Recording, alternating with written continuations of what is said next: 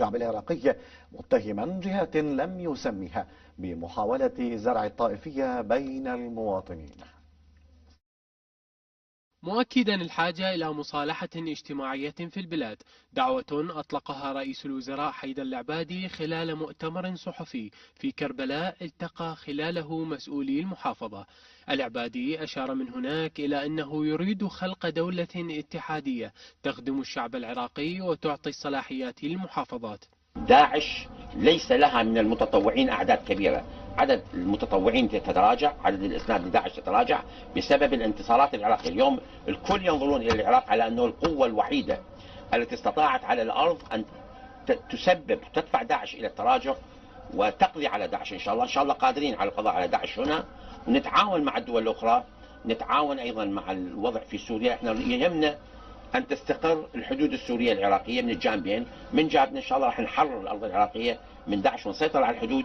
نريد من الجانب السوري تكون هناك سيطرة حكومية على المنافذ الحدودية بيننا وبين سوريا من أجل ضبط الأوضاع ومن أجل حماية المواطنين إن شاء الله. وأشاد العبادي في مؤتمره أيضا بالخطط الأمنية التي اتخذت في مختلف مناطق كربلاء والمحافظات المحيطة بها في إنجاح الزيارة الأربعينية التي لم تشهد أي خروقات أمنية. نقدم شكرنا إلى جميع القوات الأمنية اللي ساهمت في حماية الزائرين، سواء الزائرين من داخل العراق أو الوافدين من خارج العراق.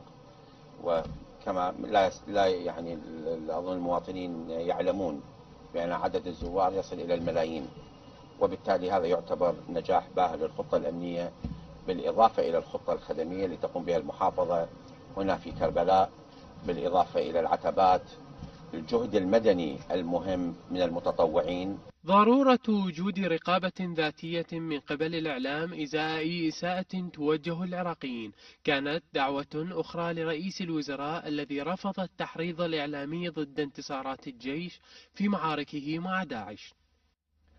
أساتذة كلية الإعلام بجامعة بغداد ينظمون وقفة احتجاجية رفضا لما نشر